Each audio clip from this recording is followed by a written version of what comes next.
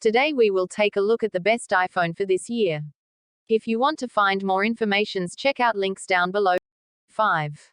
iPhone 11. The night mode is the most impressive part of the iPhone 11's imaging quality, bringing brightness and clarity to impossibly dark scenes, and the portrait mode, defocusing the background, is improved on the new iPhone 2. The phone has lost some of the spotlight now that the iPhone 12 line is available. But not being the newest iPhone on the block likely means significant discounts on the iPhone 11. The design hasn't been updated much from the iPhone XR in 2018, although there are now 6 colors, including a new lilac and mint green shade, to choose from. The edges of the iPhone 11 still have the same feel as the older iPhone 6, 7 and 8, although the larger 6.1-inch display in the middle takes up most of the front of the phone, although with slightly thick borders around the screen. That display is bright enough and responds well under the finger, with bright sunlight performance good and the overall movie and video streaming playback strong, although not in the same league as the OLED-toting iPhone 11 Pro range, let alone the iPhone 12 range.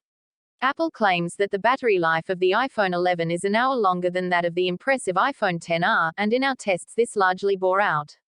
We were able to eke 24 hours use out of it without needing to try too hard, although sadly there's no fast charger in the box, so if you do deplete the power pack you'll need to wait around 3 hours before it's fully juiced up. 4. iPhone 12 Pro Max. If you're looking for the best iPhone on the market, the iPhone 12 Pro Max is it. It's powerful, has the longest battery life on an iPhone we've tested in 2020, and the camera is top-notch.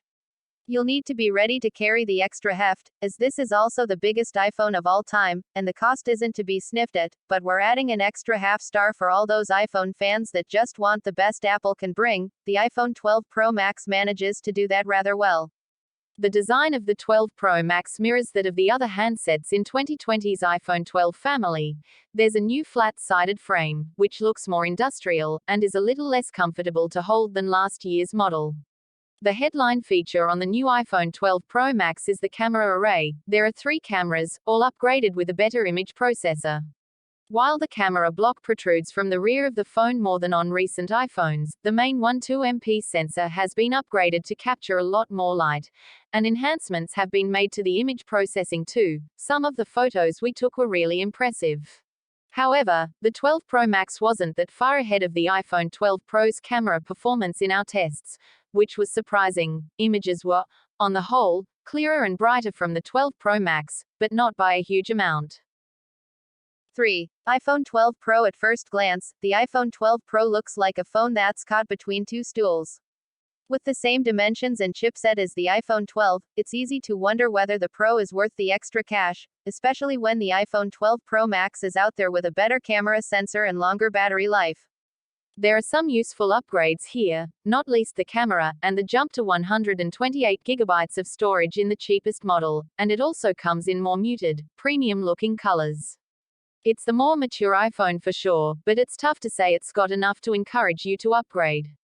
The iPhone 12 Pro is one of most feature-rich iPhones you can buy right now. It has the greatest of all of Apple's features inside, and it's certainly the model to consider if you're questioning whether the iPhone 12 has enough raw power for you. The same can be said about the new MagSafe ring inside the rear of the phone. This lets you connect a variety of accessories to your iPhone, and it'll intelligently know what those are. Currently you're limited to a fast wireless charger, cases that tell the phone what color they are, and a clip-on credit card holder, but we're excited about the potential for this technology, and, as with 5G, as more MagSafe items are made, so will the utility of the 12 Pro improve.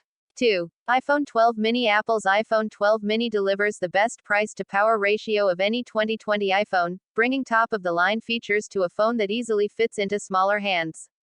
The Mini's luxury experience starts with the screen. The highly saturated OLED display makes the iPhone 6's LCD look washed out. At 5.4 inches and 2340 by 1080 pixels, it's even denser than the iPhone 12's display, with 476 pixels per inch. Yet it's the same brightness, averaging 625 nits, brighter than previous generation iPhone screens. No expense was spared for the cameras on the iPhone 12 mini. They're the same as in the iPhone 12. On the back, there are 12-megapixel regular and ultra-wide cameras. On the front, there's a 12-megapixel selfie camera. Both the front and back cameras feature Apple's excellent night mode, and they can record 4K video at up to 60 FPS. If you want a better iPhone camera, you have to step up to the 12 Pro, which starts at $300 more than the Mini. With the Pro, you get a 2x zoom lens and LiDAR, which improves focusing and gives you a gorgeous night bokeh mode. I found that when I tried to focus on very close-up berries and branches with the iPhone 12 mini or the regular iPhone 12, the phones had trouble figuring out what the foreground object was, but the LiDAR on the iPhone 12 Pro and Pro Max really locked that in. 1. iPhone 12. It's easy to dismiss the iPhone 12 as just more of the same, especially when you consider the new and compact iPhone 12 mini is also an option.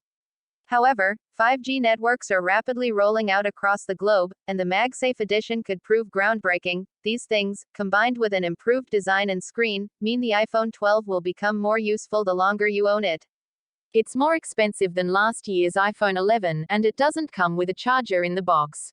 Yes, there are environmental benefits to this, but you may need to factor buying a new charger into the cost of your new iPhone on top of the higher price.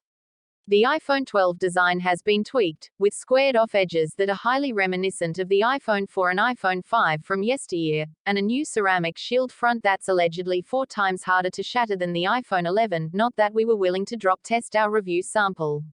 The display has been upgraded too. It's now an OLED screen, the same tech that's used on the iPhone 12 Pro, and offers rich colors and deep blacks, as well as bringing true HDR to the mix for compatible content.